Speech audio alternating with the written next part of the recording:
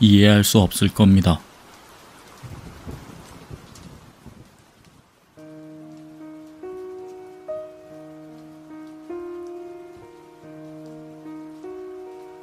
사람의 마음이란 게 말로 쉽게 설명할 수 있는 게 아닙니다. 네, 절대 설명이 안 되죠. 설명할 수 있다고 쳐도 다른 사람들은 이해할 수 없을 겁니다. 사람의 마음은 뭔가 단순한 듯 하면서도 복잡하고 쉬운 듯 하면서도 어려우니까요. 사랑의 감정은 말할 것도 없습니다. 절대 이해할 수 없죠. 하지만 그렇게까지 물어보시니 말해드리도록 하겠습니다. 이해하시진 못할 겁니다. 다만 이왕이면 끝까지 다 들어주셨으면 좋겠네요. 그녀를 처음 본 건 3년 전이었습니다. 그때 이제 막 대학에 입학한 신입생이었죠.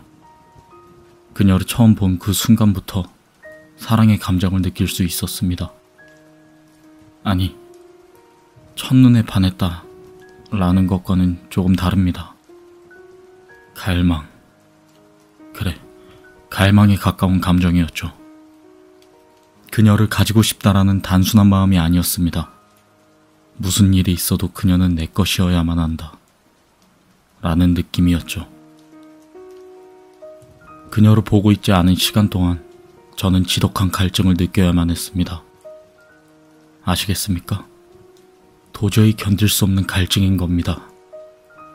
그녀의 모습, 그녀의 사진, 그녀의 목소리, 그녀의 향기, 그녀의 물건, 그녀의 머리칼, 심지어 그녀가 앉았던 의자에 남은 온기.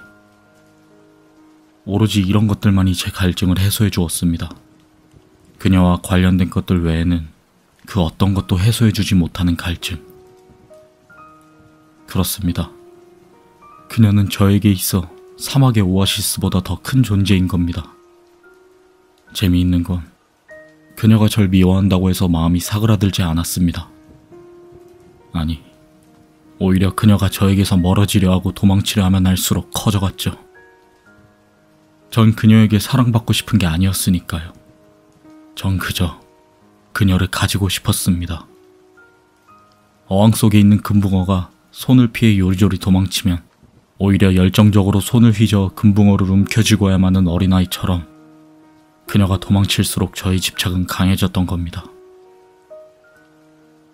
그녀가 절 미워하는 건 그리 견디기 힘든 일이 아니었습니다. 그녀가 저에게서 도망치는 것도 그리 마음 아픈 일은 아니었죠. 하지만 단 하나 견디기 힘든 게 있었습니다. 그녀 곁에 다른 사람이 있는 것. 그거 하나만큼은 소름이 끼칠 정도로 싫었습니다. 뭐랄까요, 그것도 일종의 질투겠죠. 하지만 훨씬 더 강렬했습니다. 그녀 곁에 다른 사람이 있는 걸 볼 때면 마치 제 눈앞에서 평생을 함께한 반려동물이 요리되는 과정을 지켜보는 듯한 끔찍한 감정을 느꼈습니다.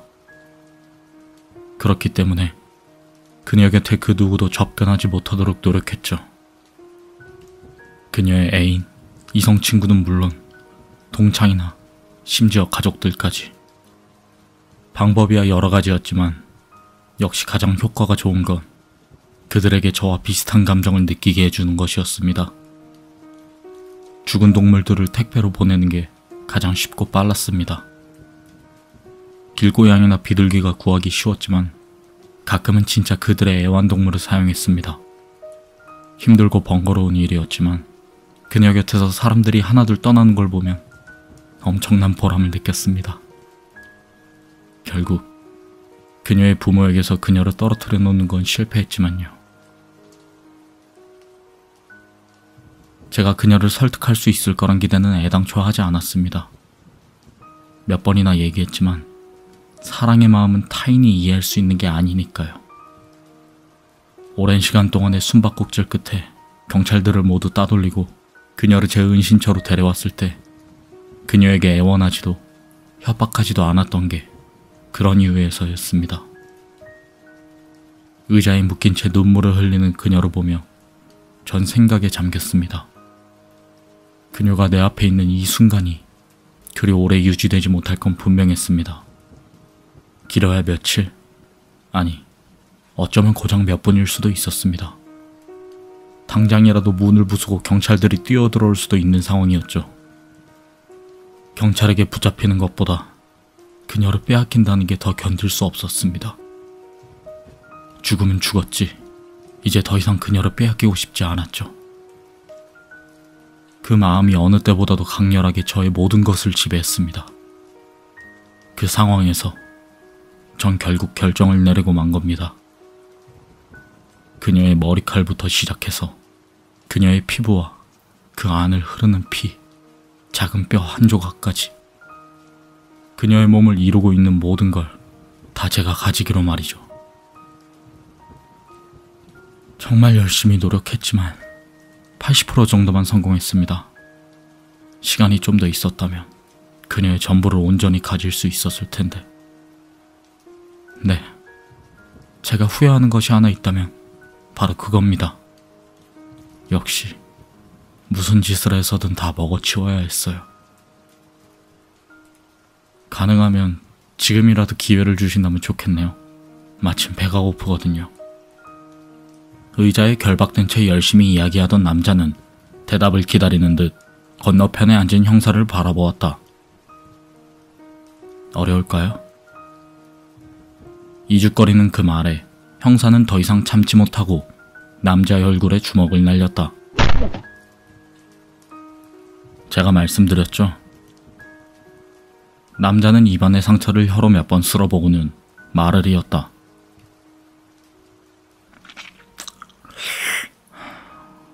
절대 이해할 수 없을 거라고요. 형사님은 절대 이해 못합니다.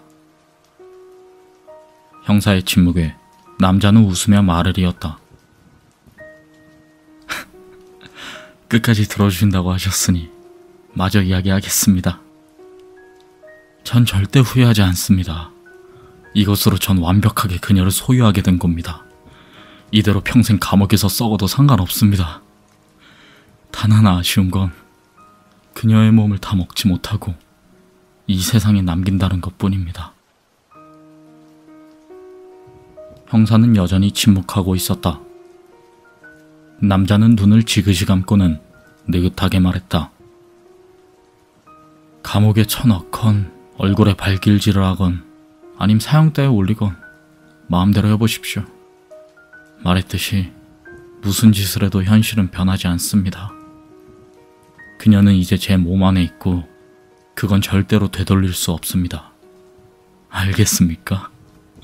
그녀는 이제 완벽하게 제 거란 말입니다. 남자의 조롱에도 형사는 주먹을 날리지 않았다. 그저 무서운 얼굴로 남자를 노려볼 뿐이었다. 남자는 비웃음을 흘리며 입을 열었다. 뭐 남은 부분은 몇 자리에 묻는다고 치더라도 뭐라도 먹어야 될 거 아닙니까? 벌써 몇 시간째 아무것도 못 먹었는데 경찰서니 설렁탕이라도 시켜주셔야 하는 거 아닙니까? 다짜고짜 뒤통수 후려갈기신 것도 그렇고 눈뜨기도 전에 이렇게 꽁꽁 묶어놓으신 것도 그렇고 생으로 굶기기까지. 아무리 따님 일이라지만 형사시면서 너무 감정적인 거 아닙니까?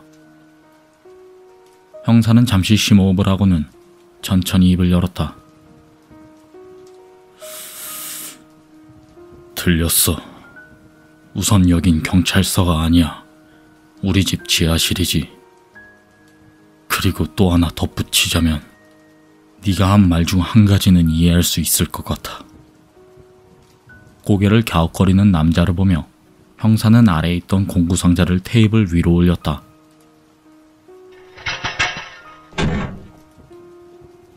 나도 네 놈의 머리끝부터 발끝까지 전부 다 씹어먹지 않으면 도저히 견디지 못할 것 같거든.